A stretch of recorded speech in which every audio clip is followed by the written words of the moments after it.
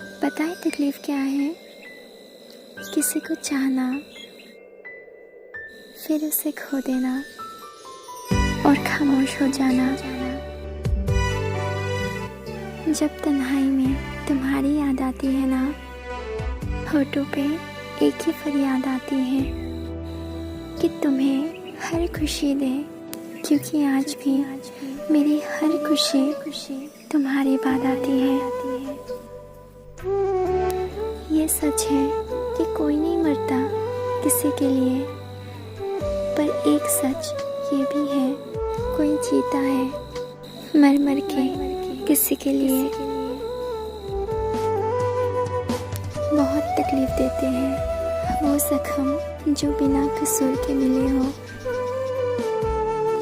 बस तुम्हें पाने की तमन्ना नहीं रही, प्यार तो आज भी तुमसे बेशुमार करते हैं। मेरे पास तो बस तुम्हारी यादें हैं। जिंदगी तो उसे मुबारक हो जिसके पास तुम हो।